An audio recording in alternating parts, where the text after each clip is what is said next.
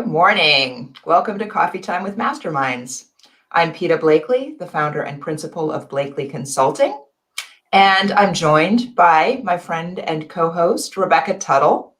Good morning, Rebecca. Good morning. How are you? I'm good. I'm great. Today, we are talking about motivation and measures. Can they exist together? A great topic as we're kind of starting to approach the end of the first quarter. So I know, can you believe that? I was just saying that to someone. We're almost out of quarter one. It's crazy how fast it's gone by. Yeah, it's kind of scary. So if you are joining us online, please let us know in the comments who you are and where you're from. And let us know your questions as we go along. So let's talk about measures and what they mean in our various fields, because I think a lot of people are just terrified. Right. Yeah. They hear the word, like people are already just not even watching this show because it's so scary. So when I talk about them, I usually mean like a couple of things. I mean, the dreaded KPI, and we'll talk about that term today and whether we should actually be even using that language. But I mean performance measures for programs. And I mean the things that are sometimes called goals, and KPIs and targets. That's all part of that language. But I'm talking about goals for programs and not people's individual performance. And I think that's an important distinction to make. How about you, Rebecca? How does this language show up in the world of fundraising and development? Well, when we are awarded grants, even in the pre-proposal phase, we're setting our goals as it relates to what this grant's going to help our community achieve, not us as an organization achieve. So I think that's an important distinction to make. That once you can get that part down, then you understand it's not about the funding, it's about the resources and relief for people. And I know that in my world, it's really hard to set goals when you're grant writing. That's probably the piece people save for last. So if anyone's watching this today, I think they're going to take a lot away from your advice today. Yeah, let's talk about the word goals, because if we didn't have goals, we wouldn't need measures, right? Right. And I think that is one of the trickiest terms in the field, because it can mean three different things. So sometimes we use the word goals and we mean a milestone, like we're going to enroll our 1,000th participant this season. Sometimes we mean quality measures, like we have a goal to be a really great program and we have a goal to treat everybody well, that kind of thing. And sometimes we mean outcomes, like we have a goal to have 100% of our class graduate on time, right? That would be a goal. And I like to break those down and think of them as three different things. Performance measures are measuring yourself while you're doing it. Results, as they're sometimes called, right? Or outcome measures are, like Rebecca said, those are goals for the community or for the people that you serve. And that's an important distinction. And they both have a place in how you're evaluating your program. The third one, milestones, those are a lot of fun, but they don't really have a place in your logic model, right? Those are times that you should mark and you need to stop and celebrate, but they're not actually goals, right? Mm-hmm. So Rebecca, let's talk a little bit about, those goals that you were talking about, setting goals for your community. What are some examples there? So for example, the first thing I hear when I ask all of my students and all of my clients, why do you want to write this grant? Automatically their mind goes to, we need the money, right? Well, how does the money translate to the community? Well, what are some of the needs that exist in the community?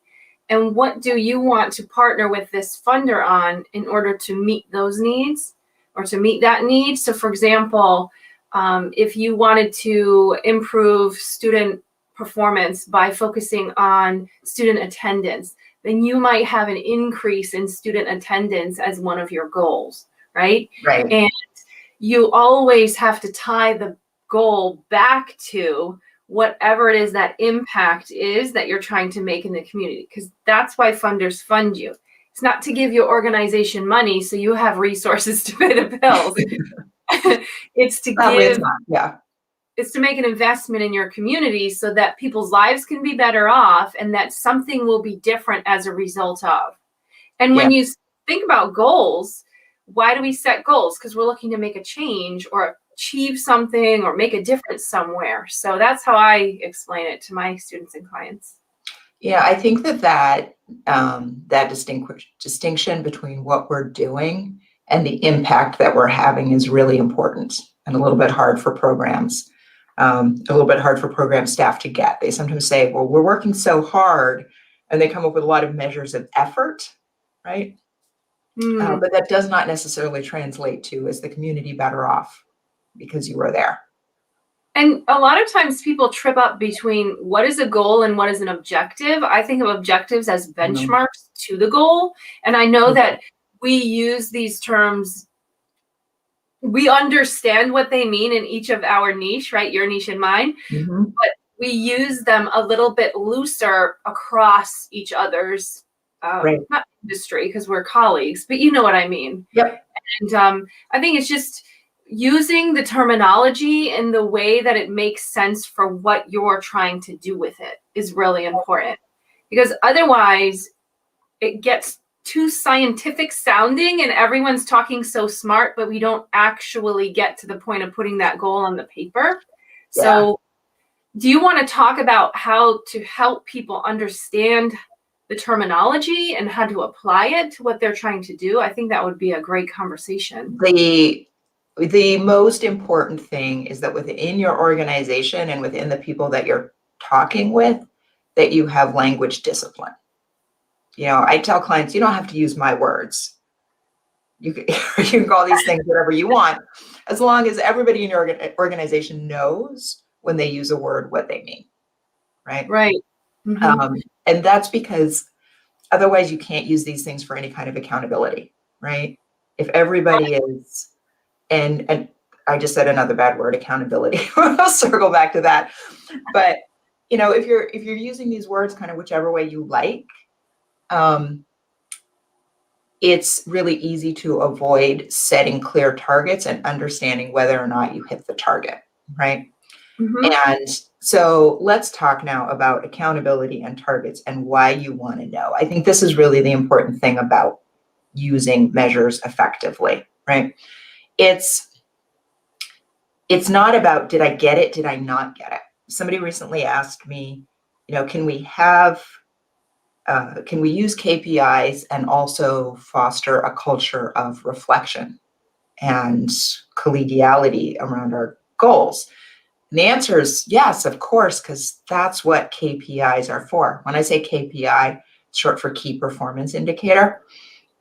It just means like one of the measures that we all agree is super duper important. The purpose of a KPI that you and your colleagues have all agreed to look at and use is that you're interpreting it together and you're using it to foster a conversation about how your program can be better. So when you look at a measure and it's not headed in the right direction or you're not happy with your progress, this isn't pass fail, right? You don't stop there. This is now an invitation to have a conversation about how it could be better, what we think is preventing us from reaching that target, and what models we might have seen that we think we'd like to experiment, how we can reduce some of our own barriers to reaching that target, and how we can move it forward.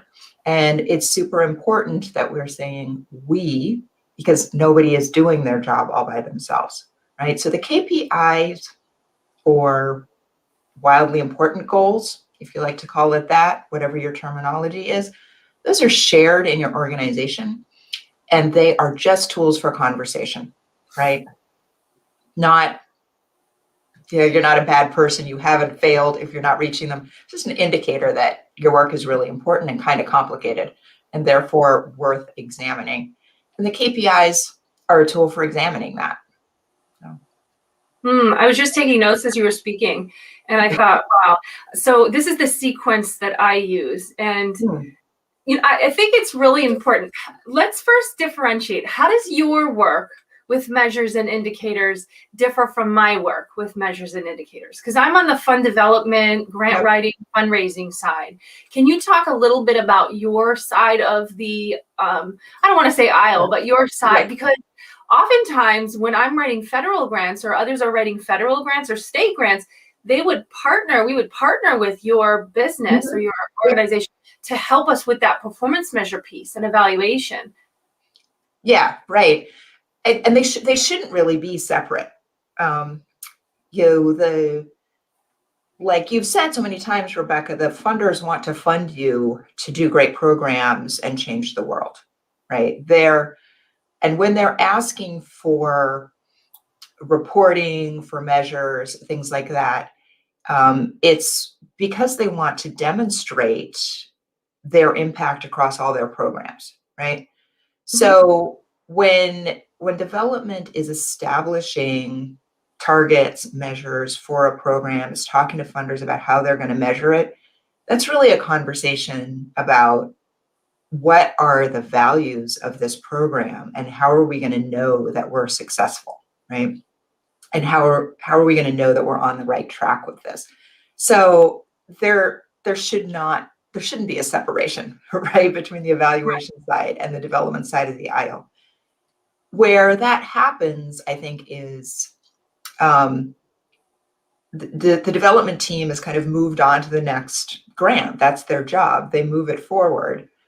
And the program staff aren't really owning those measures. They don't fully understand that those measures are there to help a conversation, right? To make sure, it's not just you didn't hit that measure because you didn't do your job. It's quite likely you didn't hit that measure because there were obstacles that we hadn't anticipated, right? So we all need to think about this a little bit better. But because they weren't there at the time, they didn't fully understand it. They don't see the connection between that measure and what they're doing every day, like as they're interacting with the participants and things like that. It gets a little bit forgotten and starts to get seen as extra, like collecting that information is some extra work that they just have to do at the end. And that's a real loss, a real missed opportunity. We're getting some comments here. I don't mean to interrupt you, but no, I want to bring up what Julie said. Yeah. Do you know what I think that is, or my suspicion, having been in the field doing the work and now being in the development side, now the consulting side? I think that the pace of the work from the people who are going and doing the home visits, who are teaching on the programs, who are delivering the food, I think their pace and demand is so heavy and quick. And development has the same, right? We're churning out grant applications, targeted ones though, right? I never just send out to send out. Always find that right fit funding opportunity. But they're, continuously rolling over funding opportunities and looking for new funds and submitting and managing grants too. And then there really isn't time, unless you make the time, to sit together and do some of that teamwork that you're talking about, so that we can figure out where are we in these measures? What is it that we need to measure? Because you also need a lot of input from a lot of people to deliver what you're delivering when you're inputting your section into our grant proposals for evaluation and performance measures. And so those conversations, there has to be time to be had. And our segment today is all about motivation, right? So I would think, or I would suspect, is that if we make time to make sure everyone is included and feels a part of the end result, then that's really going to be that motivating factor for what we're talking about today, and for people to make sure that they hit those benchmarks, that they get to that end result they want to achieve. Yeah, I mean, I want to bring up one of Jamie's, or I apologize if I should be saying Jaime, one of Jaime's comments where he said, it's important to use the correct terminology. Mm-hmm. And I'm going to say yes, and the correct terminology can be whatever you all decide it is. Because sometimes people will get in fights about like, this is called a result and this is called a long-term outcome. And I say that's fine, just so long as everybody who's having this conversation, right, is agreeing. And then he also pointed out targets. And I love the word targets. I love targets because targets are where performance measures hit the road, right? If to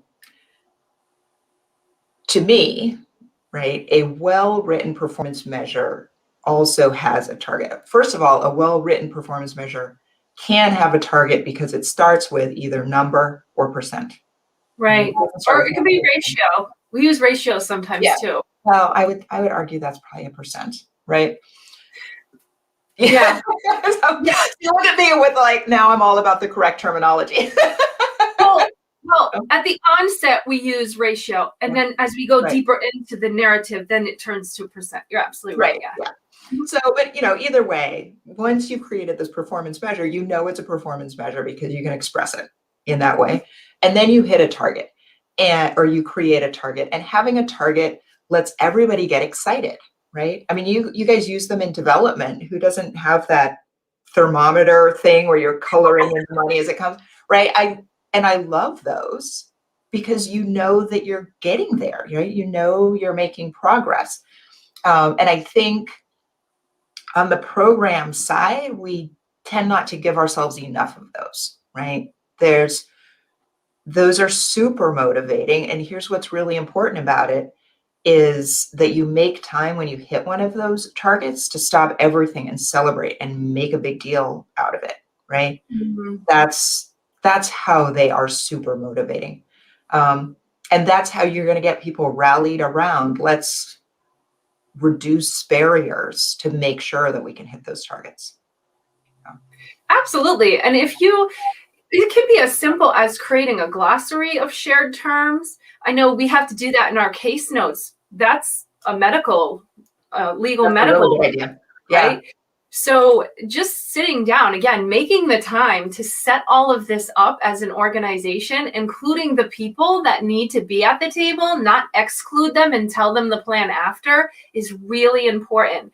And that's how you ultimately get their buy-in, which buy-in produces motivation. So I came up with a sequence that I teach off when I'm teaching to try to explain to people how do you differentiate between goals and objectives and key performance indicators, and then also your measures, because that's a lot of language to make sure that you understand and you can differentiate so that you don't end up, which happens a lot in grant proposals, you don't end up giving a measure where you should be giving an objective, where you should be giving a goal.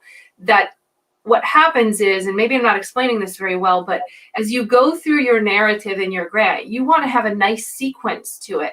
So every section where you're explaining goals, objectives, etc., essentially looks the same formula-wise. It just changes with each goal. And it gets really confusing because you say, well, that reads like an objective. And I have my federal grant reviewer hat on now, right? That reads like an objective here, but over here, that reads like more like a goal.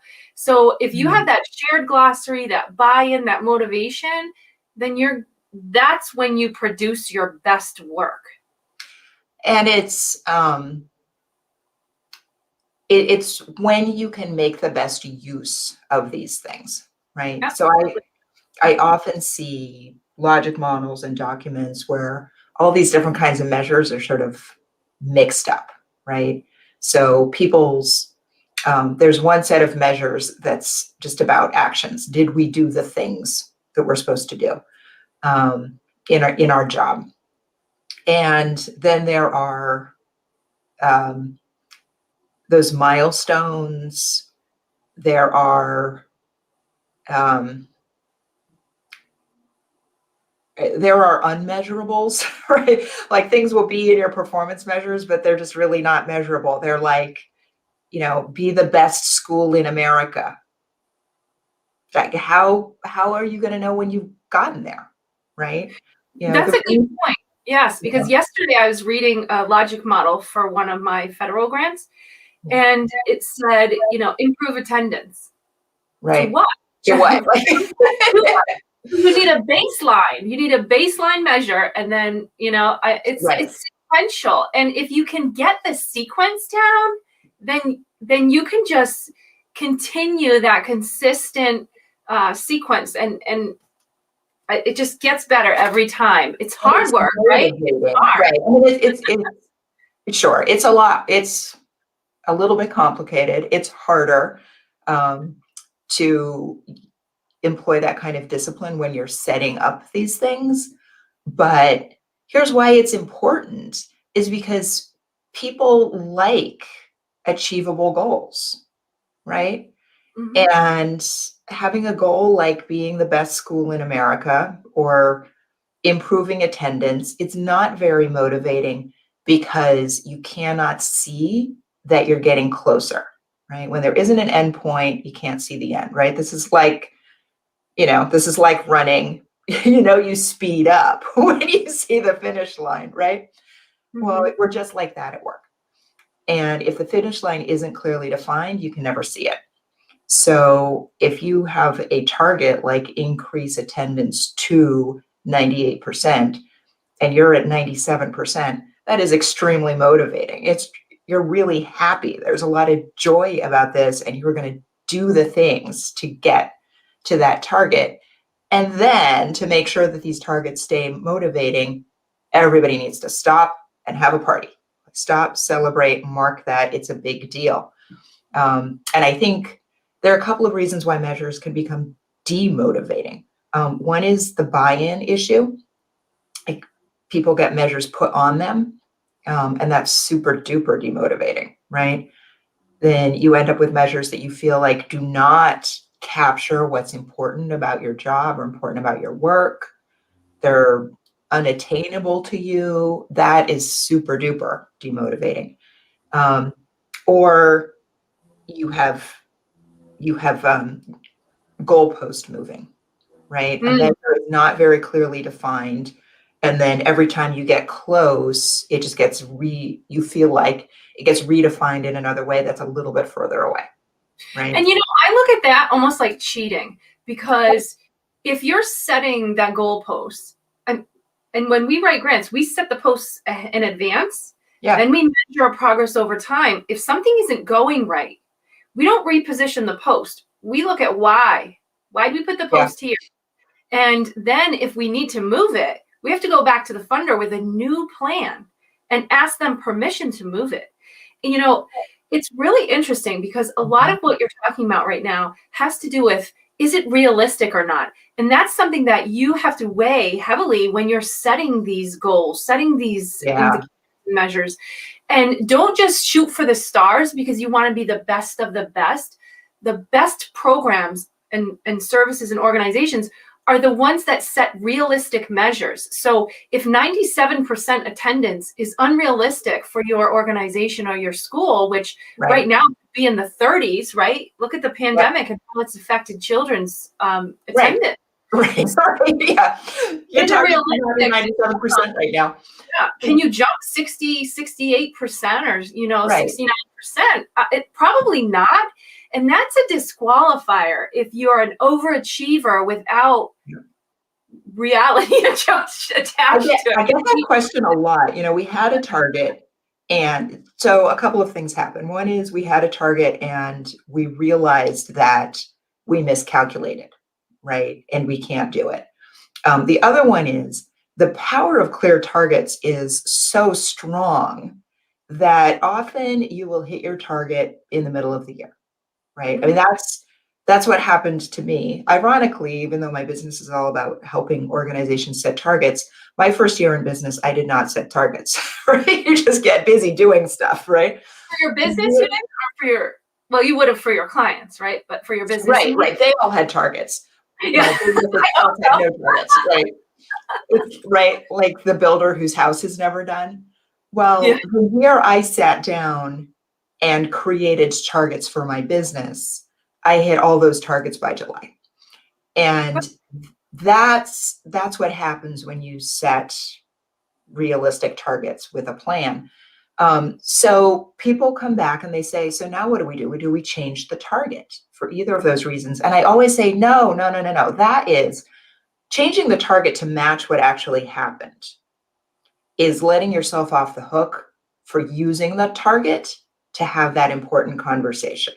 Mhm. So whether you flew right by it and realized that target was too low, or the year ended and you didn't hit it, either way, you need to sit down with your colleagues and ask what happened, right? Were we on the right track? Did we really understand our resources and our assets and our obstacles when we started to do this work? What are we going to do better next time? Is this sustainable? In the case that you slammed through your target in July, you say, all right, do we just want to set a higher target for next year? Or do we want to say, this is great, and let's set a different target? Like now we want to do this with something else that's more challenging. And I like that you're saying that, because it could be that you flew by because of circumstance or even happenstance. Right. And in our world of fund development, we would use that as an opportunity to go back and evaluate whether or not, as you're saying, should we continue with this target, or should we increase it because we flew by it? Or should we look at what it is that we anticipate or understand to be our community's needs next year? Maybe that target that we flew by this year because of this circumstance is still a realistic benchmark for next year. So we might want to keep it as is. But having those conversations are really important. And if you flew by, I just want to finish this one thought, because this is really important. If you flew by your target, you and you wanted to say, well, we need to strengthen it a little bit, tighten it up a little, and maybe be a little more aggressive toward maybe from 30% that we flew by to 60%, whatnot. Yep. You could apply for additional funding, perhaps with that same funder, explaining all of this to them to see if they might fund you in a second year or a third year.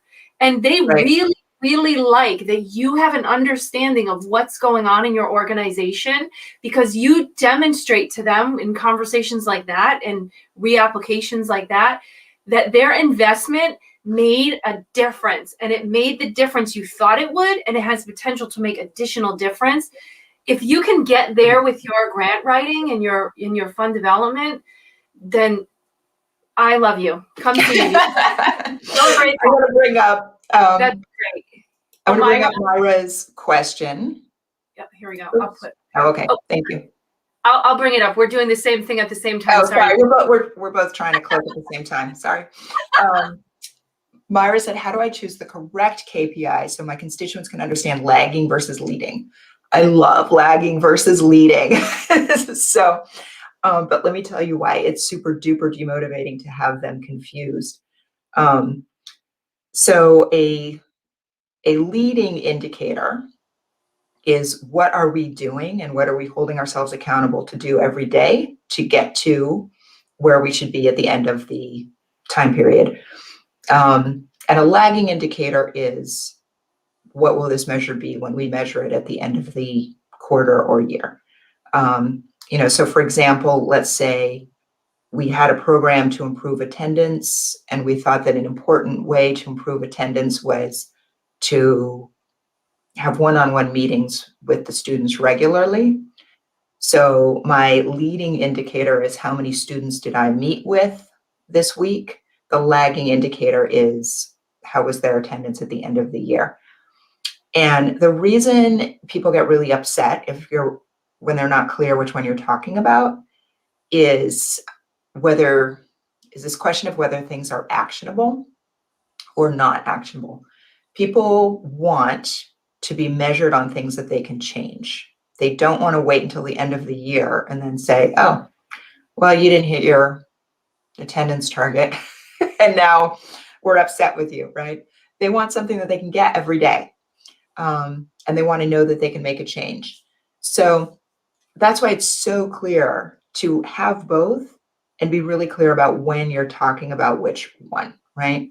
So, Myra, the answer to your question is the KPI, usually the way we're using it, is the lagging indicator. It's the one that you're going to look at the end of the year to understand whether your particular collection of leaders, right, your leading indicators, was the right strategy to get to that lagging indicator.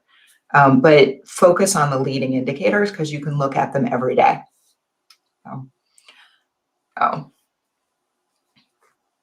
taking impact and results. Some other terms, Myra just asked about impact and results. Some other terms that come up all the time. We should create, I mean, we're writing a book of coffee time episodes. Cynthia and Peta and I, we're writing a book. We should put a glossary of terms in our book. I think that would be really helpful for people. Oh, that's a great idea. Yeah, that's a great idea. And Jamie also asked about climate targets. Yeah, super important lagging indicator, right? And we're 31 minutes in. We better wrap it up. Our leading indicators, do we finish our show on time? We can talk about this. Well, I was going to say I can talk about this all day. I do. That's my job. I talk about this all day. I know, right? So, Rebecca, do you have a big takeaway you want to leave people with? We had a lot of engagement today. We had Jamie was here, Ben was here, Renee and Myra. I don't know if I'm forgetting anyone. If I am, I'm sorry. But this is a great conversation. I think we could also do a part 2 to this, and we'll see Cynthia next week and see what she has to say about indicators and measures in her work with leadership. Yeah, right. And how, how these conversations can be structured to make sure that everybody feels like they're part of the team and moving these things forward. Yeah. So, my last thought that I want to leave people with is, in structure, there's freedom. That when we are disciplined about how we set these systems up, and when we have clear shared expectations about how we're going to use them. So there are no gotchas, there's no grading, there are no surprises. Shared measures and targets are incredibly motivating and powerful in making sure that your programs get the results that you want for your communities. I think that you just gave us an oxymoron. You said structure. What did you say? Structure. Freedom and structure. Freedom and structure. I love it. It's a great way to end. Well, have a great weekend, everyone. Thank you so much. Have a great weekend, everybody. Bye.